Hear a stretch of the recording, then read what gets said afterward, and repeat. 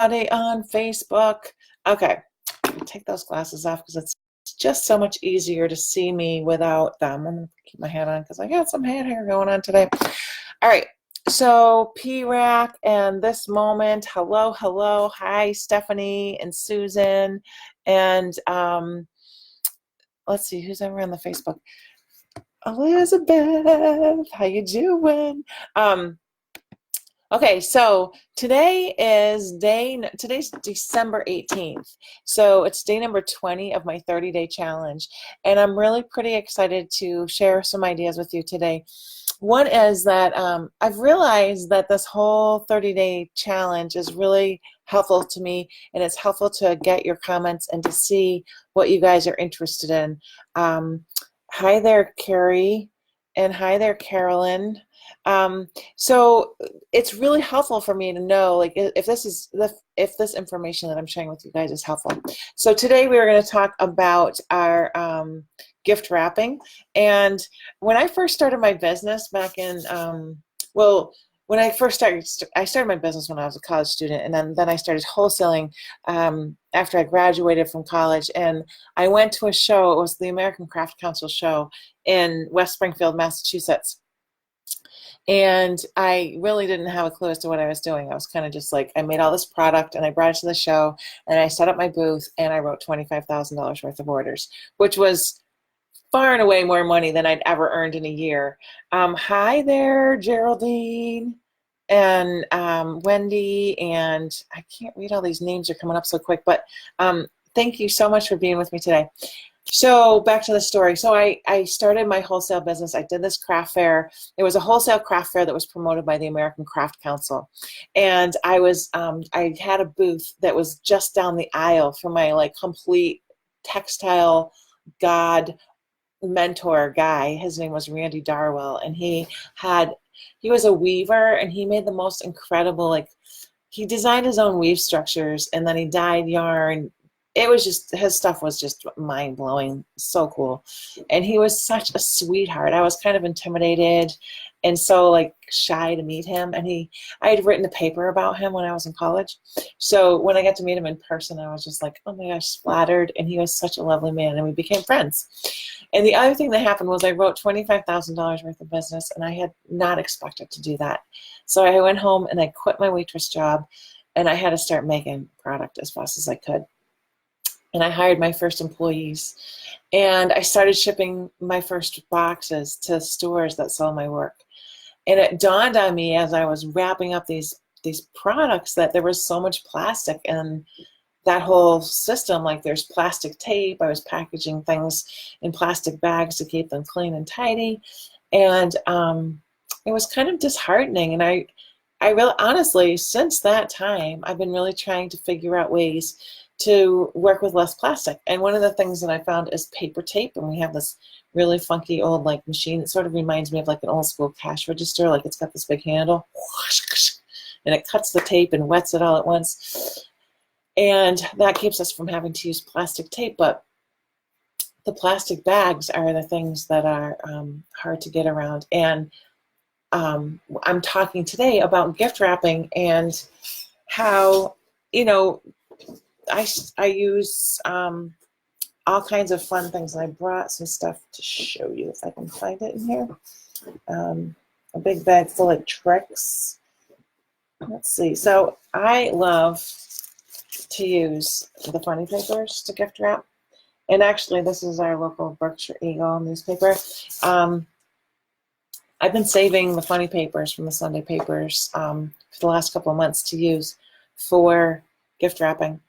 And then I also use a collection of washi tape that I have, and it's my understanding that most washi tape is made out of paper. I'm sure that the sticky stuff is kind of it's probably a plastic-based adhesive, but any kind of newspaper, funny papers, or, you know, the other thing that's kind of cool that I've done a lot in the past when I've been in urban centers where there's different language and different culture newspapers, it's fun to get a hold of like Asian ones where the type is all like in columns rather than rows. I really love to use newspaper for gift wrapping, and you can kind of fine tune it to whoever is receiving the gift. My husband gets a subscription to a newspaper called The Funny Times, which actually reminds me that it is a really great gift for people who are in, it's sort of a political. It's funny. It's called The Funny Times, and it talks about how we are living in some very funny times. So check them out online. I'm sure they have a website. And then that newspaper makes great wrapping paper. The other thing I wanted to tell you about today is how you can, if you're thinking about giving gifts that are low impact, think about things like giving people an experience. One of the things I love to do with my sister and her family every year is we always try to think of a different kind of adventure we can go on together as a group. So a couple of years ago, we bought a gift certificate for everybody, for all of us, to go together to a place called Ramble Wild, which is in Massachusetts. It's near a ski area called Jiminy Peak. I'm not sure exactly if it's Hancock or it might be Williamstown. I'm not sure, but anyway, it's a really fun adventure, and it's quite expensive. It's not something that I would probably go do without an excuse and having that be a Christmas gift, but that's a fun thing to think about. And then the other thing, Ramble Wild, by the way, is a ropes course, and it's all like super environmentally consciously built. So like none of the trees are drilled into. Everything is kind of affixed to trees in really kind of a gentle way. So as the trees grow, they're not damaged. And they're all about like land preservation. So that's kind of cool to support them for that reason as well.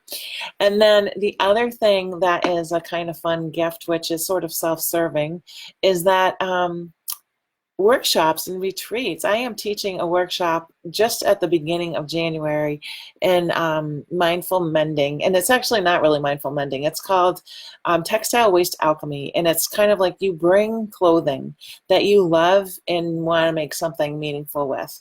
If it's a dress that you used to wear that doesn't fit any longer and you want to make it a new dress, if it's sweaters you've been saving to make a blanket out of your kids' shrunk sweaters, if it's your grandpa died and you want to make his clothing into a potholder rug, it's all ways of taking clothing that's meaningful to you in your life and turning it into something that you can use every day and just be reminded of that meaning. And it's January, I think it's the 5th through the 8th or something like that. It's at Kirpalu, and Kirpalu is an amazing yoga center. So as part of participating in a workshop there, you get to take yoga classes at lunchtime.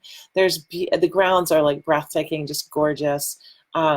So I hope that if anybody out there really has the idea to kick their year off into an amazing transformational new beginning with this new decade, that they will consider looking at the Kirpalu catalog. It's KRIPALU.org, and you'll find my workshop listed there. It's more of a retreat, actually. So that would be a fun thing to consider as well. And if you're buying gifts that need wrapping and they need to be sent, we got to get on this wrapping thing. So newspaper, washi tape. I use fabric scraps for ribbon. As a matter of fact, I have a little tutorial on my YouTube channel that's all about how to make yarn out of a t-shirt, and you can go there and check out my free tutorial and use that yarn for ribbon, for gift wrapping. It's a lot of fun, and it's recycled, and if you buy a cotton t-shirt, it's biodegradable, so it's kind of a winning situation all around. And you don't need to buy a cotton t-shirt. You could probably just use one that you have already. When I say buy, I'm always thinking about purchasing things at the thrift store because that's where I buy most of my raw material to work with. So at any rate, this is Hump Day. Today is Wednesday, the 18th, the day after my daughter's 14th birthday. Hello, Purple Karen and Mrs. Fix-It School and New Healing. Which the names are coming through quick, and I'm not catching them all. So, Annie, how are you? Anyway, so today, Wednesday the 18th, I'm having a little open house here in my studio, and it'll be from 5 to 8 p.m. this evening. There'll be some nice warm drinks and lots of shopping for your fun and engagement, and I'm hoping for some really good company, so come on up. I'm at 331 Surrender Road in Beckett, Massachusetts, and if you didn't catch that here on my live just pop me a message and I'll send you the address so you can put it in your GPS. So I hope you all have a great Wednesday. I'm going to get back to work and get myself together for this evening's event. So I hope to see some of you guys later today, and I'll see all of you tomorrow right here at 11 o'clock in the morning. And we'll talk more about planetary rescue tips and tricks to get through the holidays with as small a human footprint as we can muster up. Have a great day.